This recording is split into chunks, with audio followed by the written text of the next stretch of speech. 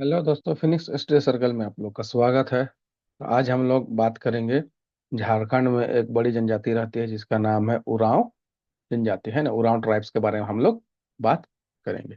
ठीक है। इससे पहले हम लोग जो है संथाल जनजाति के बारे में बात कर चुके हैं। ठीक है।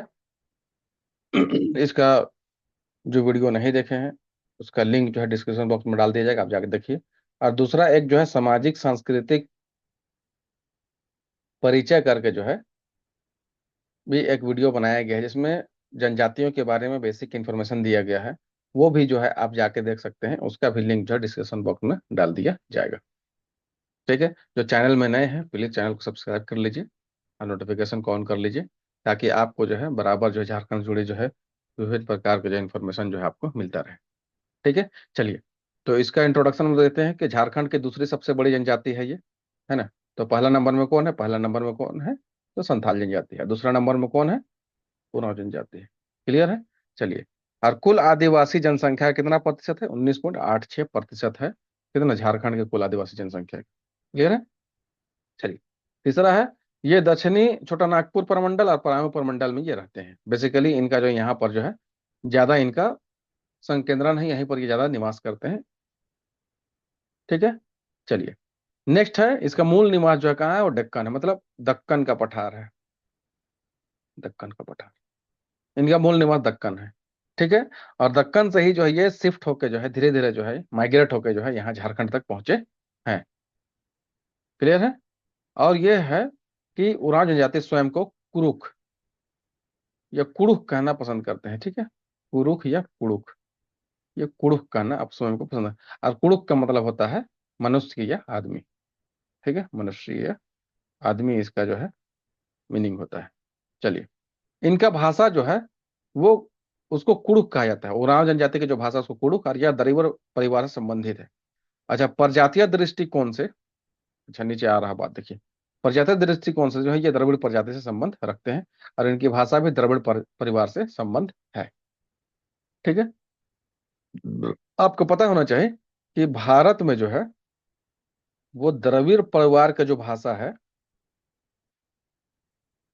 वो दक्षिण भारत में ही पाई जाती है, मैंने दक्कन पठार में रहने वाले, जैसे तेलुगु है, ठीक है, तमिल है, कन्नड़ है और मलयालम है। ठीक है। तो ये जो है द्रविड़ परिवार का, द्रविड़ परिवार का भाषा का ये जो है ये चारों भाषा है और उससे संबंध वो उसी परिवार से है। ये कुड़ुख भाषा भी उसी परिवार से संबंध रखता है। ठीक है। चलिए, अब इस ये जो भाषा है कुड़ुख भाषा, इसका स्क्रिप्ट यानी लिपि, लिपि उसका नाम है तोलोंग सिकी। अच्छा, ये टा होगी, ये ता होना चाहिए। ठीक है। तोलोंग सिकी इसका नाम है। जैसे संथाल जनजाति का जो भाषा था संथाल, उसका जो है ओल चिकी नाम है उसके लिपि का। और हिंदी का लिपि है देवनागरी, हिंदी भाषा का। और इंग्लिश भाषा का है रोमन। और उर्दू भाषा का है फारसी। ठीक है, ये सब लिपि के नाम बताएं आपको विभिन्न भाषाओं। उसी तरीके से उरांव भाषा जो कुड़ुक है उसका जो है लिपि का नाम क्या है? तुलोंग सिकी। और इसको विकसित करने वाले कौन है? वो नारायण उरांव द्वारा इसको विकसित किया गया है। अच्छा, इनका जो है इस भाषा का जो है टाइपिंग फॉन्ट भी जो है केली तोलोंग नाम से जो है क्या इसको विकसित किया गया है। ठीक है। चलिए नेक्स्ट, इसके बाद देखिए, ये वे सभी जनजातियों में सबसे अधिक शिक्षित और जागरूक भी है। सबसे शिक्षित और जागरूक जनजाति कौन है? तो ये उरांव जनजाति है। ठीक है। चलिए, सोसाइटी और कल्चर के बारे में भी हम लोग देखेंगे। यहाँ पर ये इंग्लिश में था, ये हिंदी में देखिए। समाज एवं संस्कृति। ठीक है।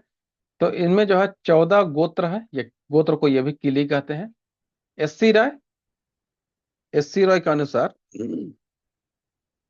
इनमें जो है मैंने शरद चंद्र राय के अनुसार इसमें 68 किले मैंने 68 गोत्र पाए जाते हैं। मतलब और एससी राय पहले व्यक्ति हैं जिन्होंने जो है वैज्ञानिक रूप से उना जनजातियों का अध्ययन किया है। तो कोई पूछेगा कि सामान्य रूप से जो उना जनजाति में कितने गोत्र पाए जाते हैं? 14। और कहेगा एससी रॉय के अनुसार कितना है? तो वो 68 है। ठीक है। इनमें सबसे ज्यादा प्रचलित जो है वो आयोजित विवाह है और सेवा विवाह का भी यहाँ पर प्रचलन है। चलिए, नेक्स्ट है, आपस में नाता स्थापित करने के लिए, रिश्ता स्थापित करने के लिए ये सहिया का चयन करते हैं। किसका चयन करते हैं? सहिया का, जिसे सहियारो कहा जाता है। और हर 3 साल बाद जो है सहिया चयन समारोह का आयोजन होता है। ये इनका एक सामाजिक व्यवस्था है। चलिए, आपसी दोस्ती भी इनका जो है बहुत प्रचलन में है। ये आपस में जो है एक दूसरे से दोस्त या मित्र बनाया जाता है। तो लड़की अपने दोस्त को जो है गोई या करमडार कहते हैं, और लड़के जो है उनको लार या संगिनी कहते हैं। ठीक है। चलिए, संपत्ति का अधिकार केवल पुरुषों को, यहाँ महिलाओं को संपत्ति का अधिकार नहीं होता है। वस्त्र जो वस्त्र, पुरुष जो वस्त्र पहनते हैं उनको करिया कहते हैं, और महिलाएं जो पहनती हैं उनको खनरिया कहती है। ये सवाल पूछा हुआ है, इसको याद रखने का है। अच्छा, इससे ऊपर भी बहुत सा चीज था जो क्वेश्चन पूछा हुआ, प्रीवियस देखते होंगे तो उसमें आपको समझ में आता होगा। ठीक है, जैसे लैंग्वेज वाला वो तो पूछा हुआ है। ठीक है। और चलिए, इनका मुख्य नृत्य जो है वो जदुर, जदुर नृत्य है इनका मुख्य। और 3 प्रकार का यहाँ जो सेंद्रा पाया जाता है, सेंद्रा मतलब होता है शिकार। एक होता है विशु सेंद्रा, जिसको बैसाख माह में होता है। एक होता है फागु सेंद्रा, जो फागुन माह में होता है। और एक होता है जेठ शिकार, जो बरसात का मौसम शुरू होते ही ये जेठ शिकार शुरू होता है। इनका मुख्य पर्व जो है दो है, करम और सरहुल। ठीक है, तो करम जो है भादो माह में मनाया जाता है, और सरहुल जो है चैत माह में मनाया जाता है। भादो में करम पेड़ का जो है पूजा होता है। ठीक है, और चैत में जो है सरहुल का जो पेड़ में फूल आता है, जिसको कहते हैं सरई फूल, तो इसको फूल का ही पूजा होता है। तो ये बेसिकली सरहुल कर फूलों का त्योहार भी कहा जाता है। चलिए नेक्स्ट आइए, धनकटनी। मैंने धान की फसल की कटाई के बाद ये इनके यहाँ नया साल का क्या होता है, शुरुआत होता है। एक युवा गिरी इनके यहाँ जो पाया जाता है उनको जो है क्या कहा जाता है, धुमकुरिया का। जैसे संथालम बताया था वहां पर घोटुल कहा जाता है, यहाँ पर धुमकुरिया कहा जाता है युवा गिरी को। और यहाँ 10 से 11 साल की उम्र में प्रवेश होता है, शादी के बाद सदस्यता समाप्त हो जाता है। लड़कों को जोंखेड़पा, लड़कियों को पेलड़पा कहा जाता है। ठीक है। और हर 3 साल में जो है इसका प्रवेश का जो है वो आता है। चलिए, अब रिलीजियस बिलीफ माने इनका धार्मिक जो है मान्यताएं हैं, उनके बारे में हम लोग पढ़ेंगे। तो इनका मुख्य देवता जो है उसको धर्मेश कहते हैं। ठीक है, और ये बेसिकली कौन है, ये सूर्य देवता का ही नाम है। और पहाड़ के देवता को इनको मरांगबुरु ये भी कहते हैं, संथाल भी मरांगबुरु ही कहते हैं। ग्राम देवता को ये ठाकुर देव कहते हैं। और पुजारी को यहाँ पाहन कहा जाता है। ठीक है, यहाँ पर कमेंट में आपको बताना है कि संथाल जनजाति में जो है पुजारी को क्या कहा जाता था। और पाहन के जो सहायक होते हैं उनको पुजार कहा जाता है। सरना स्थल, सरना जो होता है वो सरना जो पूजा स्थल कहा जाता है यहाँ। और एक यहाँ पूजा होता है भेलवा पूजा, जो फसल बुआई से पहले होता है बेसिकली। और एक पूजा और होता है जिसे कहते हैं गौरैया पूजा, जिसको गांव के कल्याण के लिए वर्ष में एक बार किया जाता है। और एक जगह होता है शासन, जिसको ये लोग मानता है कि पूर्वजों की आत्मा के आवास के रूप में है, इनको माना जाता है। एक होता है इनके यहाँ हड़बोरा संस्कार, मतलब 1 वर्ष में मृत लोगों की अस्थियों को नदी में प्रवाहित कर दिया जाता है। और इसको गोत्रखुंदी भी कहते हैं, और ये हड़बोरा संस्कार होता है।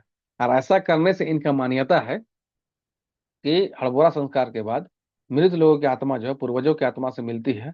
और इस घटना को जो है कुहा बेंजा कहते हैं। ठीक है। मती, मती किसको कहते हैं, जादू टोना करने वाले व्यक्ति को मती कहते हैं। ठीक है, इसके लिए अलग अलग नाम, इसे कहीं पर ओझा कहेंगे, कहीं पर मती कहेंगे, इस तरह से नाम आएगा।